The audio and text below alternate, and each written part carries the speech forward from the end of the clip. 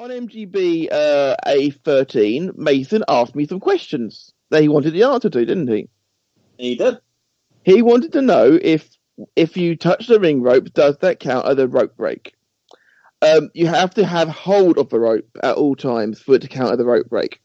So when you see a wrestler put themselves through the rope, I'm doing this on an audio podcast, Graham, but bear with me. If you put yourself through the rope, then you're in the ropes and you can't be attacked. And if you hit someone in the ropes, you get a 5 count. That's where you get the 1, 2, 3, and so on and so forth. Break on 5 count. So it's illegal to hit a opponent if they're in the ropes. But if you've touched the rope, if you're dragged away from it again, rope break doesn't count.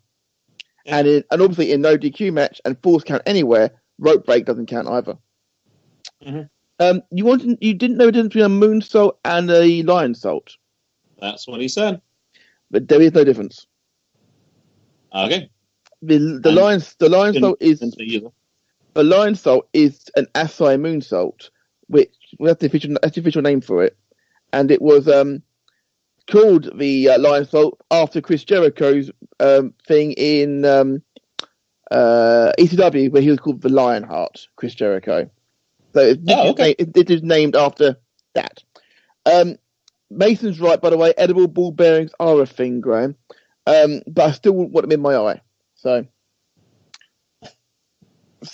yeah. You aren't sure what sad camp means in English? It means sad fight. Oh, no. Sad fight. Yeah, it was one of those things that sort of got my curiosity at Nova Pro, and then I just never remembered to look it up later. Yeah. Mason's voice has started breaking from the sound of it throughout the show, which is fantastic. In little bits, it's like getting a bit higher and a bit deeper. I like it. It means he's growing up. I didn't notice that. When you mentioned that, I was really shocked. And when you hear him day to day, you obviously don't pick up on it quite as much. But and that's why I went back to listen to an earlier show, went back to listen to MGB 11 to actually see the difference. Yeah.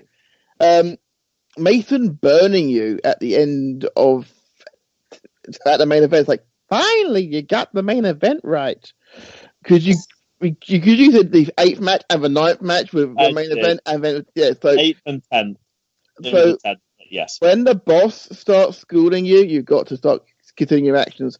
And Mason, your obsession with that pizza cutter, dark, mate, dark. All I'll say is, watch a film when you're older called The Mirror. It's a remake of a Japanese horror film. You will see why I say that when you get old enough.